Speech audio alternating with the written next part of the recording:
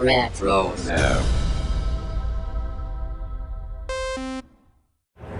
Hi, this is Emily Swallow, the Armorer in The Mandalorian. You're listening to Dennis and Jay on Podcast Stardust. This is the way.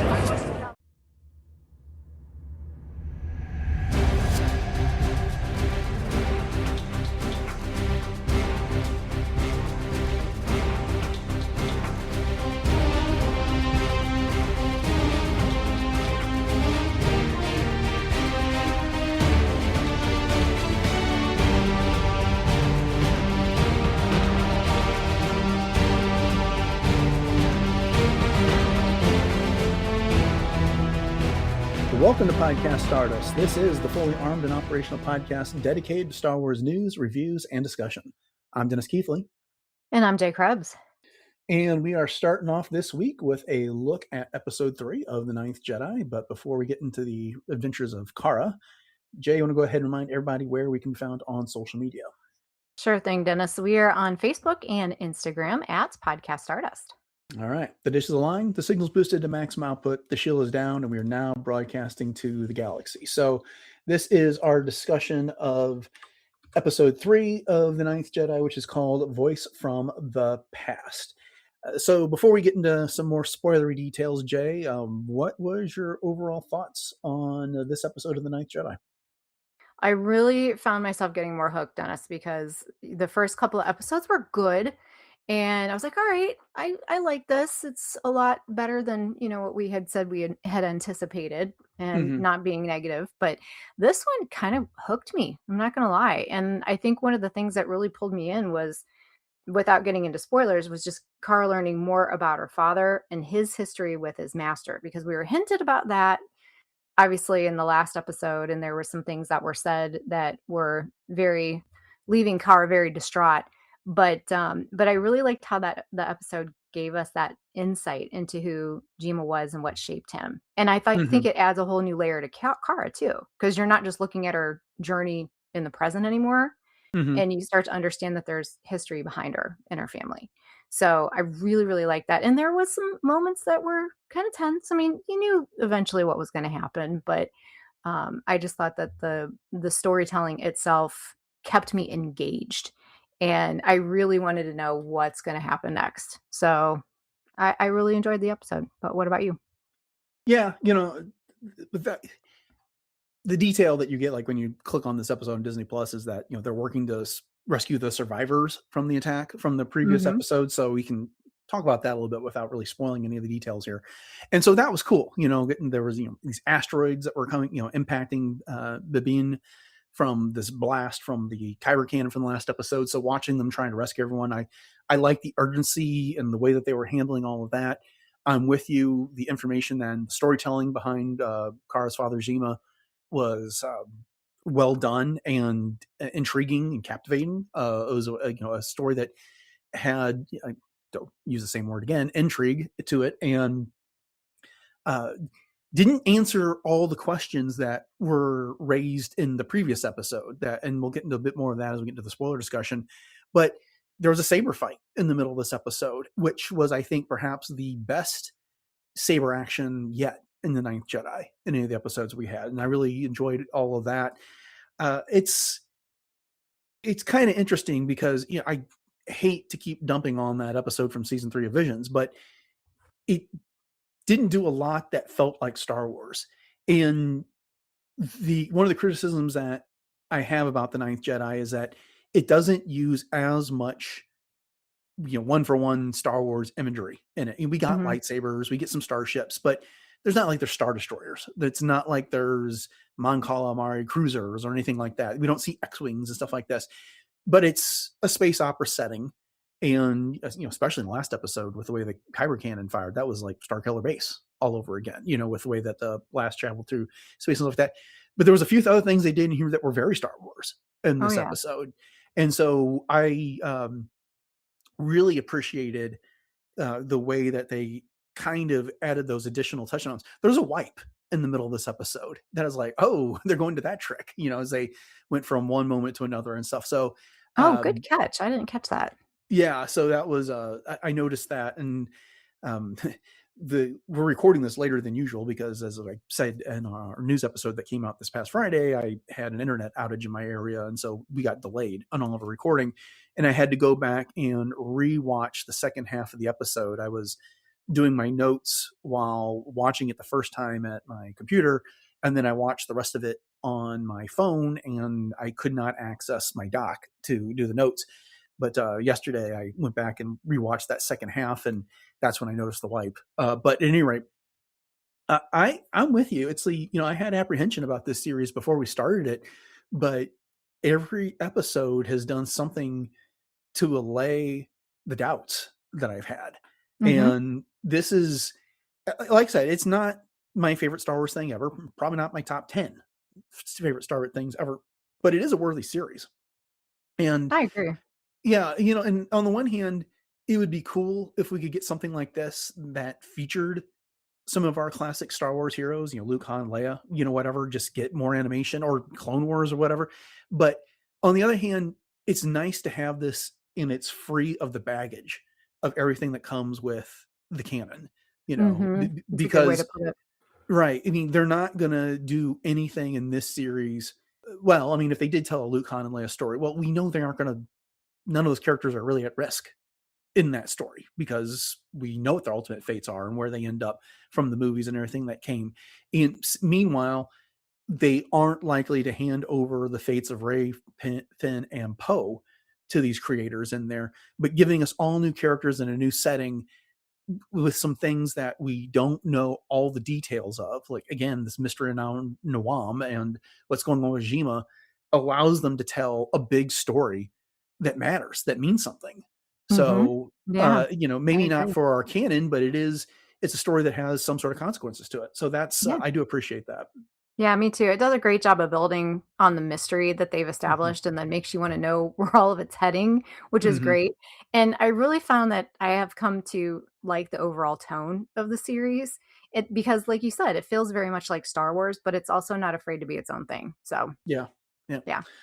All right. Well, then we are going to switch over to some of the more spoilery details of this. And so if you haven't watched the episode, go do that first and then come back and hear what we have to say. And then we'd also love to hear from you later. And we'll end the episode by giving you some of our social media and other contacts so you can reach us. But let's kind of dive into the big thing about this episode because it might take the longest to discuss. And as you alluded to earlier, we got this moment in the middle of the episode, the relief effort, or the rescue effort, I should say, is underway. The mining guild that is in those giant asteroid looking ships is coming to the rescue to evacuate Bibin from all these asteroids that are left over. And then Tafflah, Lady Tafflah, who's in charge of Bibin, is going to find another ship. And she ends up in this underground hangar, and then she gets trapped there because an asteroid impact kind of destabilizes the platform she's in.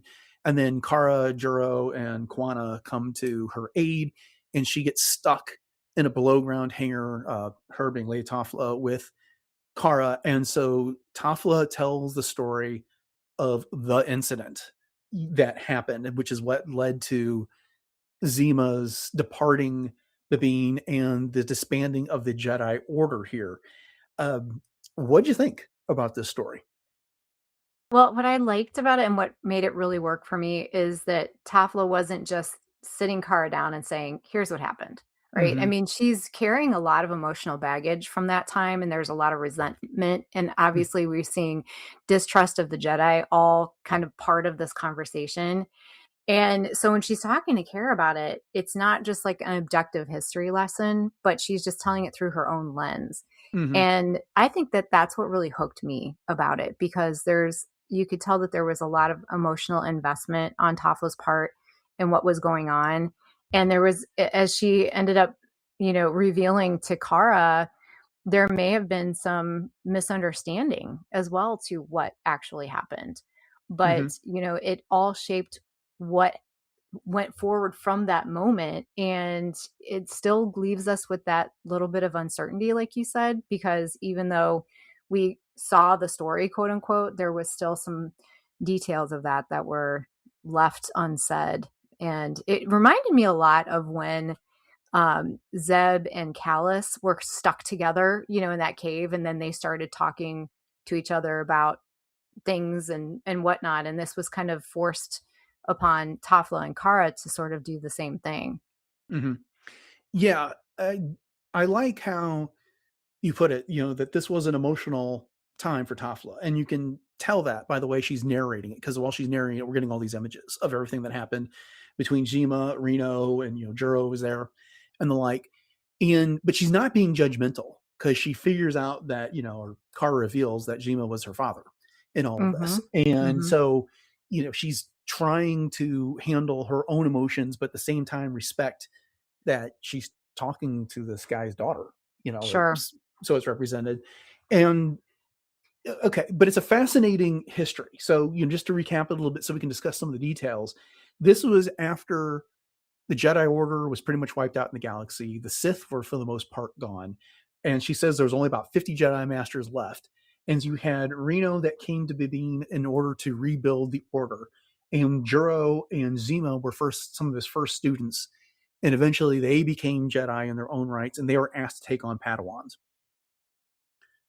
We don't ever really hear who Zima's Padawan is. We know Reno, Juro ends up taking Kara at some point, but that's only significant because Nawaam keeps referring to Zhima as master, right, in all of this, and Zhima keeps saying, "I'm not your master." So there's one thing. Two, at some point, Reno started turning his attention to rebuilding trade in the galaxy, to restoring the wealth of Bibin by creating all these trade deals with these other planets. And so he basically became a politician, and Zhima didn't feel like the Jedi had any role in politics. So this became between them. Zhima dedicated himself to becoming a better warrior and saber crafting. And then they ultimately have this conflict. We don't exactly know what kicked off the conflict. It just started at some point. We get some clues here, but I had to kind of chuckle a little bit when Tafflah was telling Kara that Reno went out into the galaxy and was establishing trade routes. Because, when the prequels came around, it's like, really? That's been the joke for decades now. That, yes. It's like, oh, trade routes, how exciting. Yes, but exactly. Turns out it's a thing.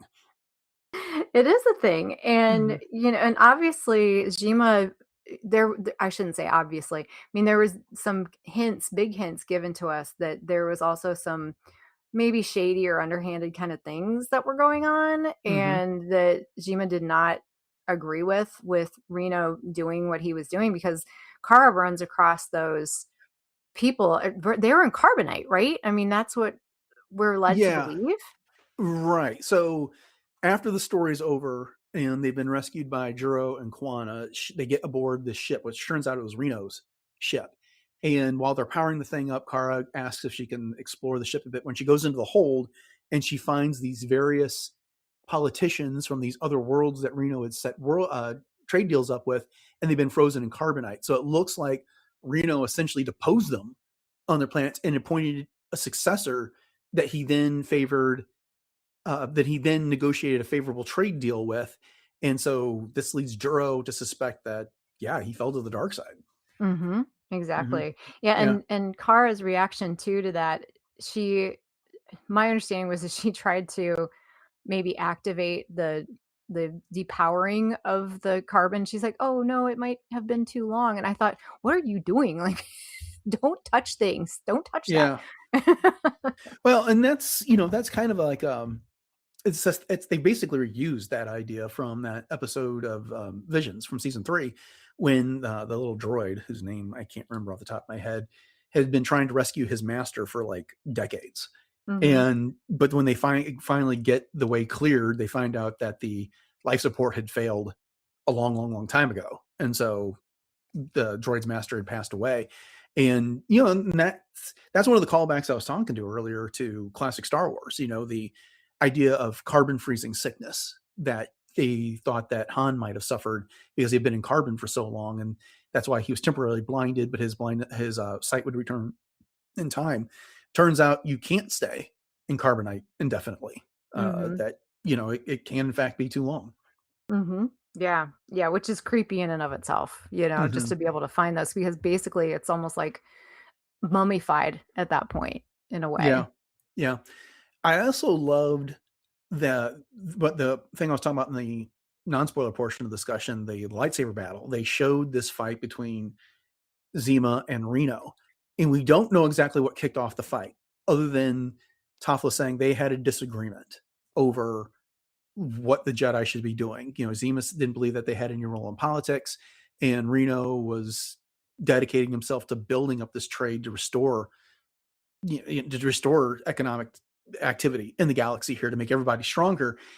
You got to believe it was something more than that. And during the middle of the fight, this was a really cool lightsaber battle. They're in this like glass tunnel, Mm-hmm. and at one point they're fighting, and then they each like grab each other's hands while they're wielding the lightsabers, and Zima's saber starts flashing back and forth between blue and red. And Reno's like, what's going on with your lightsaber? Why is it changing color? And so it was that little bit of foreshadowing to the reveal about, Reno's been taking people hostage and freezing them in carbonite there, because when they separated, the blade went back just being blue again, until I'm not exactly sure what happened in this moment. Like Zima reached out to the force and his blade turned like white with a black, like, I don't know, light emitting from it. I'm not even sure what that was. Reno's like, what color is your lights? What color is that? Right. What was your take on that? Yeah, I interpreted it as white or silver. Mm-hmm. I think that maybe they put the black around it just to highlight it a little bit more, just from the animation style, but it Mm-hmm. could have been, partially black too. But I mean, we know Ahsoka had white blades, and that's kind of a neutrality sort of thing. But Mm-hmm. I almost wonder, because of what we know from the way that the colors of the lightsabers are interpreted in this series, based upon the person's kind of soul, it's almost like a soul stone, Mm-hmm. is that maybe there was some sort of a detachment or emotional emptiness that Jima had at that point. Like he was cutting himself off from any emotion whatsoever because of what was happening, and it was such a big deal that there was no emotion at that point, and Mm-hmm. it's kind of like that's the ultimate Jedi thing, right? I mean, there is no emotion, there's only peace, but I don't think Jima had any peace in that moment. I think it was just the opposite. And maybe he was emptying himself of all feeling because he had this task at hand and he felt like this was a necessity, not a want. Does that make any sense? Yeah, it's. Not sure that I still understand exactly what's happening there, and there is this bigger mystery around Zima, because the one thing this entire story left out is that we know after Zima killed Reno, he came to Juro with his baby daughter, Kara, and that doesn't show up in Tafla's story anywhere. And Mm-hmm. and Tafflah was otherwise unaware that Zima had a daughter. So I don't know. I'm just curious what this all says about this adventure here. The lightsaber itself for Zima. I like what you said. They're using an anime style of art, so it may not just have been as easy just to show us a silver or something like that. To me, it was like, are they trying to recreate something like the dark saber, or like the reverse of the dark saber here? Because if you think about the Mm-hmm. way that was, it was this Mm-hmm. black blade that just had this light emitted from it, which was weird because it's black, but still they're trying to give us a brand new lightsaber here, and there's only so many ways you can do that with colors, especially. I think that line, as corny as it might have sounded, is like, what color is that, was important to get across to the audience that this is something that people just haven't seen before. Mm-hmm. Mm-hmm. And it was a lack of color, is what Yeah. basically it was. Mm-hmm. So, yeah, because I think honestly, it was, it's not Zima falling to the dark side. And No. I really think he's trying to become completely detached from it. And so that's where the white comes from. Yeah. Yeah. I think that's a strong possibility. Again, we don't have the tipping point to this story. What is it that caused these two to finally come to blows? Tafflah was speculating that perhaps Zima, felt like he had surpassed his master and was challenging him in this regard. Well, that's a Sith thing. That's not a Mm-hmm. Jedi thing, Mm-hmm. Mm-hmm. in this case. So I think the likelier story is suggested by the end of this episode, when Kara goes and discovers all the politicians frozen in carbonite, that Zhima probably discovered that as well, or something else that led him to believe that Reno had overstepped his bounds as a Jedi. And so he refused to do anything about it. So Zhima was trying to put a stop to it. Hmm. Yeah. Yeah. And that's the hardest thing he had to do, I'm sure, at that point in his life. Mm-hmm. Mm-hmm. So anything else you want to say about that, or we want to talk about some of the other details here from the episode? No, I think we can move on. Okay. So we already talked a little bit about I just want to revisit it again for a second. The blast from the kyber cannon missed, and that it did not strike Bibin squarely, but it looks like it hit. Cause I'm getting the feeling that Bibin's actually like a moon that orbits a larger planet, but the blast did seem to hit the larger planet and a number of other asteroids and things that then were impacting Bibin, which led to the necessity of this arrival. Just some details of that. We now know the name of the planet that Nawaam is operating from, and that's Yago, Yaago. So that was good to get that. So we just didn't have to keep calling it the enemy's lair. So there's that. I don't know, kind of a Armageddon type of feeling to this episode with the asteroids Hmm. crashing to it, and then Yeah, them having to that's a good call. plot how to get away from it. And Ethan contacts Juro later and reports that this is what the weapon is. It's made out of kyber crystal, and then everyone's like, "Oh, that's why they needed Zhima." And he says that it works like a lightsaber.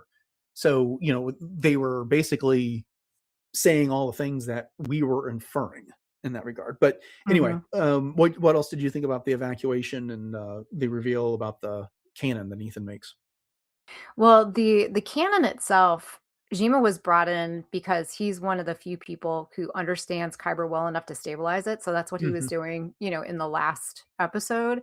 And the way that it malfunctions here is that, we talked about it being kind of a bigger version of a lightsaber. Well, if that's the case, then obviously it's keying in on who's wielding it. And maybe Nawaam is trying to force the Force into submission, and the kyber crystal doesn't like that. You know what I Mm-hmm. mean? Because it basically rebelled upon him, even though he was able to use the Force to kind of defer it around everyone. But yeah, so when you take that enormous crystal and basically say we're going to force this thing, no pun intended, to produce enough power to destroy whatever we point it at, you're taking something that's supposed to respond to a relationship with the Force and turning it into a weapon. Yeah. So that's such a contradiction. And I just thought that was, because of the way that the kyber crystals are interpreted in this particular series, I just felt like that particular connection, I had this light bulb that went off in my head, and I was like, "Ha ha ha, yeah, you're not going to be able to do that." You know Yeah. what I mean? You Mm-hmm. just you can't necessarily control the Force just because you have enough power to try. So sorry, Noam. Yeah, I still think that Gene was instrumental in making that miss in the last episode, Oh yeah, because he was, 100%. he was needed in order to align the crystal. And I think he was also responsible for when they tried to use it again, it malfunctioned and basically blew up most of the facility they were in Mhm. because they were saying, well, we may not be able to use our cannon, but we can still show them our power or something like that. So you get the feeling that Nawam is about to unleash an army on Bibin and the people of Bibin and wherever he can find them or someplace else here in the Mhm. galaxy. Yeah. But yeah, no, I found it's just, it gets a little bit more curious as we go through here. I feel like pieces are starting to fall into place that maybe Nawam was in fact an apprentice of Zima, or it was a Padawan that Reno wanted Zima to take and Zima refused, because that was part of the story that we were being told by Tafflah, that when Juro and Zima became Jedi, and in order to expand the order, Reno requested that they take Padawans in that regard. So Mhm. is that what that is? I'm not sure, but Mhm. Yeah. Yeah, that's a good question. yeah. And But Zima was off he was off like hunting down Sith this entire time right. too, and Yeah. so Yeah. now he's in this position where he has to work with Jinno, the last Sith. Yeah, he was almost like a Jedi bounty hunter in that way, which is kind of crazy to think about, that Mm-hmm. he was righting the wrongs of all of these Sith that had existed. I'd forgotten about that. I'm glad you brought that up because that's big. Mm-hmm. And so you would think though, given what I said about the lightsaber turning white when he was doing those things against the Sith, that perhaps maybe there was we didn't get to see it, but maybe his lightsaber turned white at that point too. But I don't think it did, because I think we were shown that it was blue. But it's kind it of a seems like fun the theory first time anyway. the saber was changing colors was when he was fighting Reno. Mm-hmm. And then when he stepped back from that and he had whatever that experience was with the Force, is when it changed that to that other color here. The other thing that this whole episode reminded me of was the High Republic with these meteors hitting the planet. It just reminded me a lot of the what they call them, not incursions, but or did they, like when the ship blew up in hyperspace and it kept, like, the parts kept coming out and hitting worlds and blowing things up. Yeah. Yeah, so this They're called them emergences, right? Emergences, thank you. Yes. Mm-hmm. I was like, I know incursions is not it, because that's what they're talking about in Avengers Doomsday, and that's what's on my mind at the moment. But yeah, these emergencies. Yeah, that's a good call. Mm-hmm. When they'd have to keep evacuating planets or deal, try and divert the emergence or whatever. But similar type of feel. Mm-hmm. Yeah, absolutely. And I have to say, there was a little part of me that watched those asteroid ships, the miners, and kind of could not help but to think of the Yuzon Vong and the coral ships, because those were more living beings, and these were just basically ships that were built into asteroids. Which, why? I don't know, but It's cool. the whimsy of the whole thing, right? Right. I mean, Exactly. they're using I suppose it's a shortcut. Why build a whole ship when you can just build one out of these giant asteroids? But it also serves this plot point, because we get that scene towards the end of the episode, and I'm going to say this like I am an anime expert, and I'm absolutely not. But this seemed like, from the limited amount of anime I've watched, it seemed like it reminded me of a lot of stuff. But so they're making this plan. They're going to take these mining ships into the Yago system, and then they're going to join what is otherwise a recognized asteroid field, follow it around the orbit, and then run their ships into Yago, into the weapon, take out Nawaam, and then escape in the smaller craft that are already there on Yago. So they go through all that, which is a neat little planning moment that it's akin to revealing the plan to attack the Death Star in A New Hope. We've seen that, same type of scene happens in The Force Awakens when they're trying to figure out how to destroy Starkiller Base. Great Star Wars callback as it is. But then afterwards, they go out to the assembled, what do you call them? The Beanians? Bibinites? I don't know. The Bibians. Yeah. yeah. I don't know what they're called in the plural, but neither here nor there. So these miners, and it's like, it's time to launch our attack. And then, like, Juro screams it and everyone starts, ah! It's like, it's such a anime scene there. But for sure. it's fun. I like the spirit of the whole thing. And we've got like 5 more episodes of this, and it feels like this is the Act 3 scene that they should be telling us about, but we're really would be getting into what is Act 2. Yeah, so we've got so much more to experience yet, and like I said, I am hooked. I really am. So I'm excited to get into the next episode. Yeah. All right. Well, before we get into the next episode, do you have any final thoughts on this one? I don't think so. I think we're good. I'm good anyways. Yeah. I really appreciated the backstory and the way it was delivered from Tafflah, which is enough to give us some details, escaping the mystery box type of a thing, which, we're getting a mystery. It's part of the story, as opposed to just making what, the mystery box, the story. And so I thought that was well told. This is 3 out of 3 good episodes for the series. I'm pretty pleased. Me too. Okay. Well, then we'll go ahead and wrap up our discussion of the 3rd episode of The Ninth Jedi, A Voice from the Past. With that, thank you all for joining us for it. We hope you'll come back next week when we get into episode 4. And if you want to do that, please consider subscribing to the podcast if you haven't done so already. We're available on pretty much all the podcatchers that are out there. And if by chance you stumbled upon this elsewhere and we aren't on your podcatcher, please drop us a line. Jay will give you our Gmail account here in just a bit, and I will work towards making sure that it is on that platform. Beyond that, we appreciate your ratings, reviews, likes, comments, wherever it is that you can leave on your podcatcher of choice.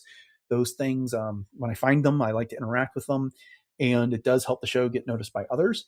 If you want more episodes of Podcast Stardust beyond what you're likely to find on your podcatcher, head over to retrozap.com, where the entire back catalog is available, all previous 1,074 episodes, as well as the other shows that are on the Retros App Podcast Network. So with those things having been said, Jay, you want to remind everybody what our social media contacts are and where else we can found on the internet. Absolutely. So you can easily find us on Facebook and Instagram at Podcast Stardust. And we'd love it if you'd share out the show and interact with us there as well. And we also have all of our Pinterest boards. So if you need some fun ideas for Star Wars stuff, you can head over to that. And then we also have our 2 YouTube outlets. So we don't use video, just audio. So you can listen to all the episodes on both YouTube and YouTube Music. And we'd love it if you would subscribe and share those out. Leave us some comments, ask us some questions, all of the things.